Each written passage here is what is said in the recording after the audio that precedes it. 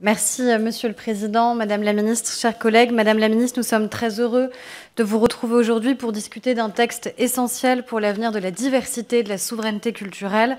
Ce texte, vous le savez, nous y sommes particulièrement attachés au sein de notre commission sur tous ces bancs.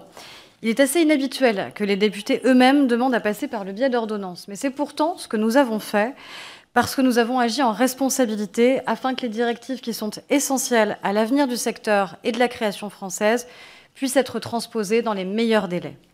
Le Premier ministre, à vos côtés, dans son intervention au Festival du film francophone d'Angoulême, a eu des mots très forts pour le cinéma. Je veux l'en remercier.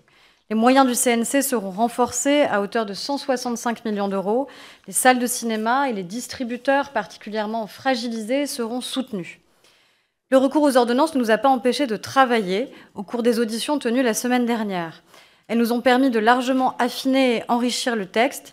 Et je tiens à en remercier mes collègues qui ont participé à ce travail, et en particulier Béatrice Piron et Sophie Mette, qui étaient à mes côtés en tant que rapporteurs lors de l'examen du projet de loi audiovisuel.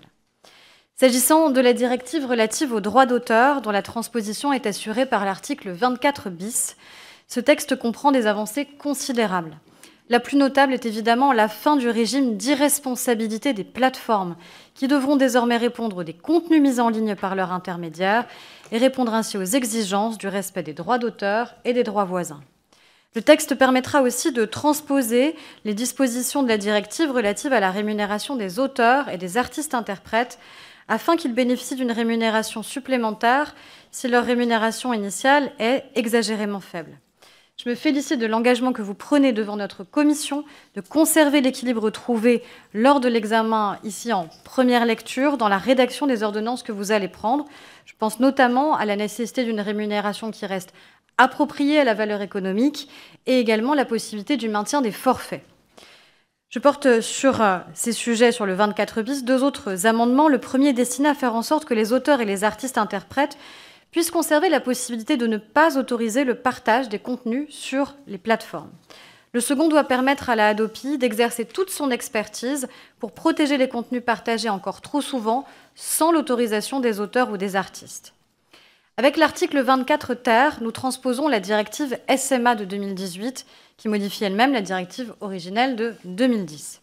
Son apport essentiel est bien sûr le passage pour les plateformes de vidéo en ligne du principe dit de pays d'origine au principe de pays de destination. Désormais, les services ciblant la France devront contribuer à la production nationale, quand bien même ils seraient situés dans un État étranger.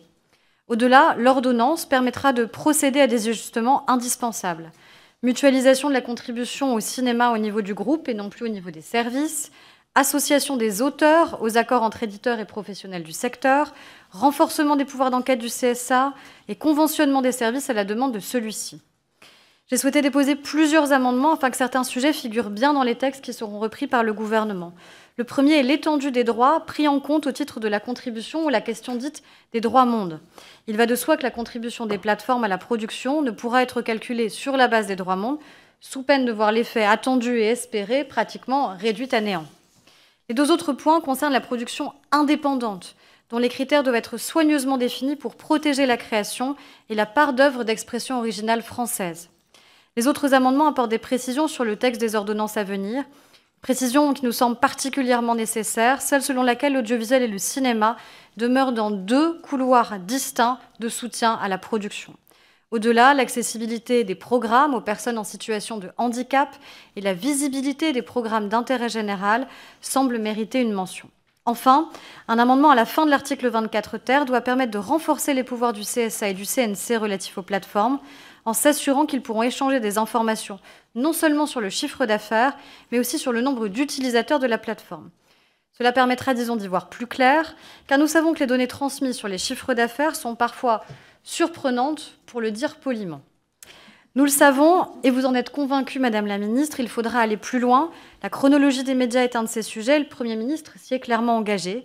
Il en va de même pour la lutte contre le piratage, qu'il s'agisse des œuvres audiovisuelles, cinématographiques ou des droits sportifs, ainsi que la modernisation de la régulation.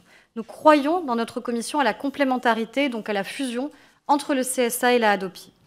Néanmoins, ce texte permet de traiter des sujets essentiels et de le faire vite, c'est une nécessité absolue.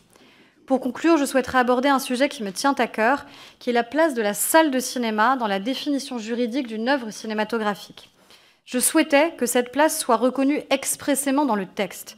Cela n'est malheureusement pas possible pour des raisons de recevabilité. J'insiste néanmoins sur mon attachement, et je pense pouvoir dire notre attachement, à la salle, face à des acteurs internationaux qui, je le regrette, semblent aujourd'hui s'en détacher. Aussi, je voudrais vous demander, Madame la Ministre, quelle place vous accordez à la salle de cinéma dans la définition juridique d'une œuvre cinématographique, et quelle sera votre position sur ce point face à ceux qui mettent en péril l'équilibre et la diversité du secteur. Je vous remercie.